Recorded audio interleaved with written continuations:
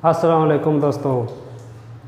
हर बंदे ने पता कि फ़िरौन अपने वक़्त ही खुदा सदाया।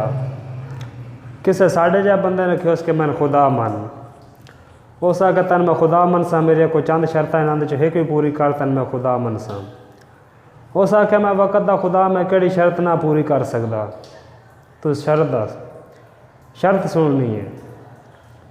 नज़म दा उनवान है खुदा मन लवा। पहली शर्त यह है कि हो के इंसान खुदाई दे दावे ना कर कोई करीना विखा तन खुदा मन लवा। कीड़े पत्थरां दे विच चिड़ियां बागां दे विच करन तेरी सना तन खुदा मन लवा। तू जो सारे ख्यालां दा फनकार है अपनी कुदरत दा कोई रंग म्यारी विखा। पत्ते पत्ते ता नामे मुहम्मद होवे करके इंदी जरा कलमकारी विखा। पर्दादारां दा संग होवे मामल उत्ते आप पैदल टुरे ओ मुहारी विखा। जंदी कंठ ते सवारी इमामत करे तू को नायाब ए जी सवारी विखा। हुन अपने प्यारे ते दुश्मन कोलों हथी अपने को हाथन खुदा मन लवा। हो के इंसान खुदाई दे दावे न कर कोई करी ना विखातन खुदा मन लवा। दूसरी शर्त उन्होंने आख्या कि अपनी दुनिया चो इंदा बहादुर विखा जंदी जरूरत तो डरदा कमीना होवे।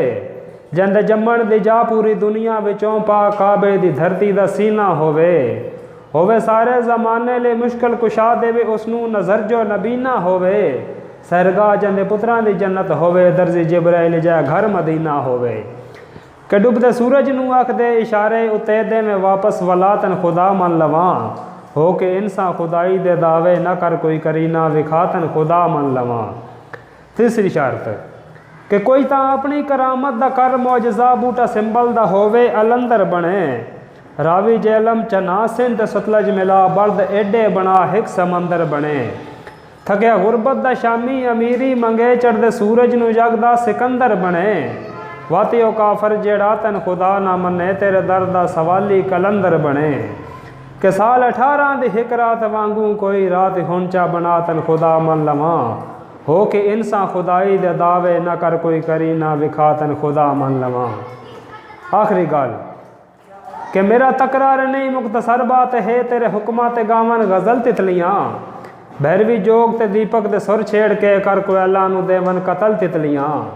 ते आज दे फनकार रोवन नसीबा उते रंग मौसीकी दे देवन बदल तितलियाँ। दुनिया हैरान हो के अखेंदी रवे कितनियाँ हिन समरबा अमल तितलियाँ। मेरे दिल नू खुदा ने सदीवन दी बस आज तसल्ली दिवातन खुदा मन लवा। हो के इंसान खुदाई दे दावे न कर कोई करीना विखातन खुदा मन लवा।